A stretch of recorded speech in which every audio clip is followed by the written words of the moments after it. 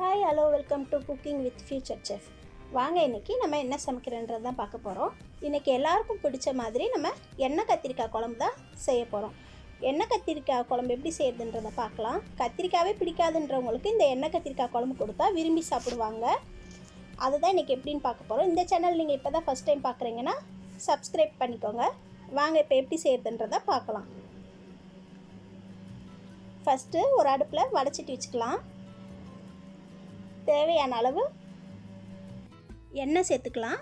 எண்ணெய் வந்து நல்லெண்ணெய் தான் சேர்க்குறேன், கத்திரிக்காய் பொரிச்சு எடுக்கிற அளவுக்கு. இப்போ நம்ம க்ளீன் பண்ணி நாளாக வெட்டி வச்ச கத்திரிக்காவை இதோட சேர்த்துக்கலாம். கத்திரிக்காய் வந்து துண்டு துண்டாக வெட்டக்கூடாது, நம்ம அந்த காம்போட கீரி மட்டும் வெட்டி வச்சுக்கணும். அதை சேர்த்து நல்லா வதக்கிக்கலாம். எண்ணெய் கத்திரிக்காய் குழம்புக்கு கத்திரிக்காய் வந்து ஃபஸ்ட்டு வதக்கி எடுத்து வச்சுக்கணும். ரொம்பவும் வதக்க வேண்டாம்.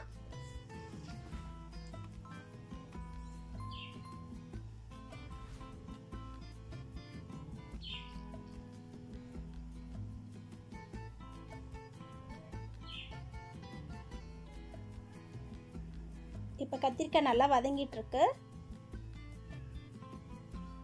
நமக்கு இந்த அளவுக்கு வதங்கணும் கத்திரிக்காய். இப்போ இந்த கத்திரிக்காவை ஒரு தட்டில் எடுத்து வச்சுக்கலாம்.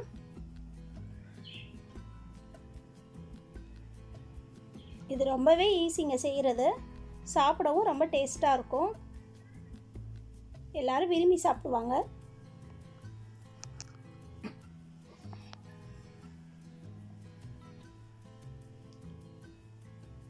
இப்போ அந்த எண்ணெயை கொஞ்சம் எடுத்து வச்சுட்டு மிச்சம் இருக்க எண்ணெயில் 2 பட்டை சேர்த்துக்கலாம். பட்டை பொரிஞ்சதும் கொஞ்சமாக சீரகம் சேர்த்துக்கலாம். கொஞ்சம் கடுகு சேர்த்துக்கலாம். இதெல்லாம் நல்லா பொரிஞ்சு வரட்டும். பொரிஞ்சதுக்கப்புறம் நம்ம 2 வெங்காயம் வெட்டி வச்சுருக்கோம். அந்த 2 வெங்காயத்தை இதில் சேர்த்துக்கலாம்.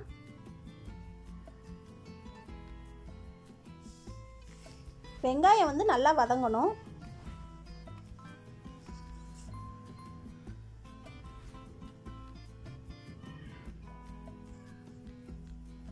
இது கூடயே கொஞ்சம் கருவேப்பிலை சேர்த்துக்கலாம்.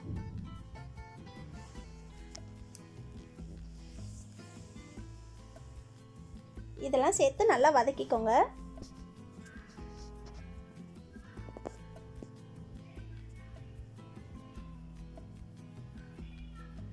இப்போ வெங்காயம் நல்லா வதங்கிருச்சு. இது கூட 2 தக்காளி பழம் கட் பண்ணதை அதோட சேர்த்துக்கலாம்.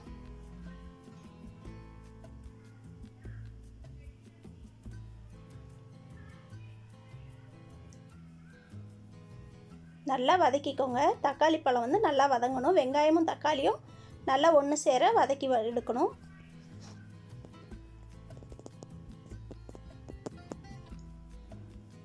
இப்போ பாருங்கள், இந்த அளவுக்கு நல்லா வதங்கணும். இது கூட 1/2 ஸ்பூன் மஞ்சள் பொடியை சேர்த்துக்கலாம்.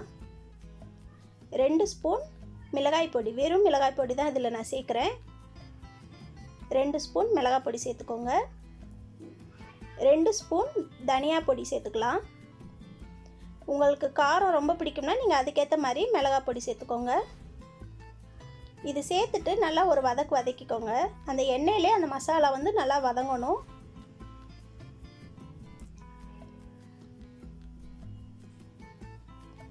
இப்போ நம்ம வதக்கிட்டோம். இப்போ வந்து நம்ம கரைச்சி வச்சுருக்க புளி தண்ணியை இதோட சேர்த்துக்கலாம்.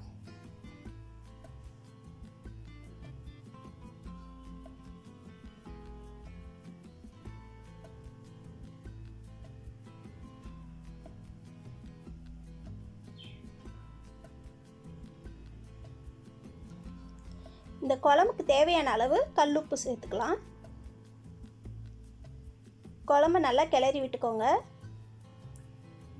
இது கொதிக்கிற நேரத்தில் நம்ம வந்து இதுக்கு ஒரு மசாலா ஒன்று ரெடி பண்ண போகிறோம். அது எப்படி செய்யறதுன்றதை பார்க்கலாம். அதுக்கு ஒரு அடுப்பில் ஒரு வடைச்சட்டி வச்சுக்கலாம். வடைச்சட்டி சூடானதும் கொஞ்சமாக எண்ணெய் ஊற்றிக்கலாம். இந்த குழம்புக்கு வந்து நல்லெண்ணெய் தான் ஊற்றணும், அதனால் நல்லெண்ணெய் சேர்த்துக்கோங்க. நல்லெண்ணெய் சூடானதுக்கப்புறம் 1 ஸ்பூன் சோம்பு சேர்த்துக்கலாம். சோம்பு நல்லா பொரிஞ்சு வரட்டும்.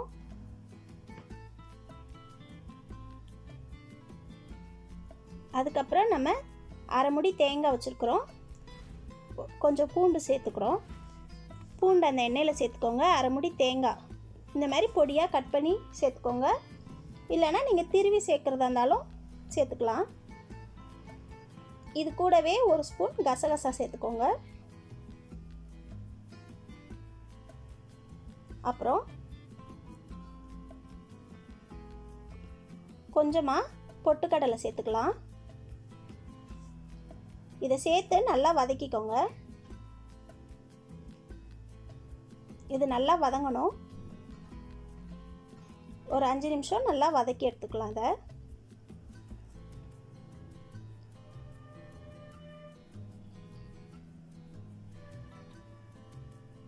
இந்த மசாலா தான் நம்ம அரைச்சி குழம்புல ஊற்ற போகிறோம். இந்த குழம்புக்கு இந்த மசாலா தான் டேஸ்ட் கொடுக்குறது. இப்போ இதை வதக்கியாச்சு. இதை நம்ம ஒரு தட்டில் மாற்றி ஆற வச்சுக்கலாம்.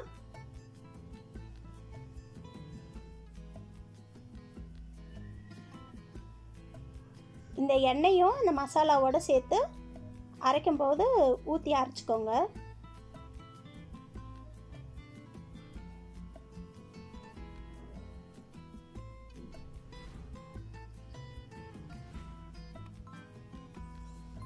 இப்போ இது ஆறிடுச்சு. இதை நம்ம ஒரு மிக்ஸி ஜாரில் போட்டு நல்லா நைஸாக அரைச்சிக்கலாம்.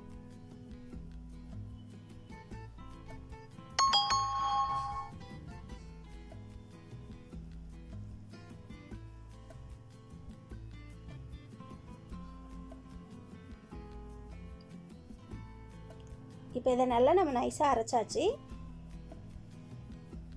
இப்போ குழம்பு கொதிக்குது. அதில் நம்ம இதை சேர்த்துடலாம்.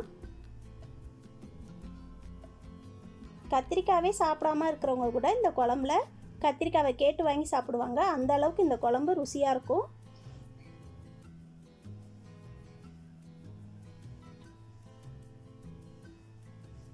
அந்த மிக்ஸி ஜாரில் கொஞ்சமாக தண்ணி ஊற்றி அதையும் கலக்கி அதில் ஊற்றிக்கோங்க குழம்புல.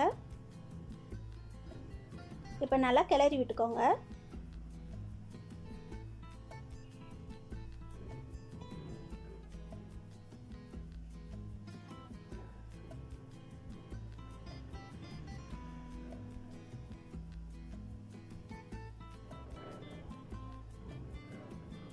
இப்போ குழம்பு நல்லா கொதிக்க ஆரம்பிச்சிருச்சு. நல்லா கொதித்ததும் நம்ம வதக்கி வச்ச கத்திரிக்காவை இதோட சேர்த்துக்கலாம்.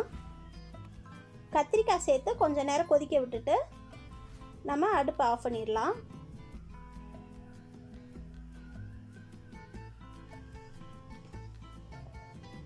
பாருங்கள் நல்லா கொதிக்குது. இப்போ குழம்பு ரெடி ஆயிடுச்சு.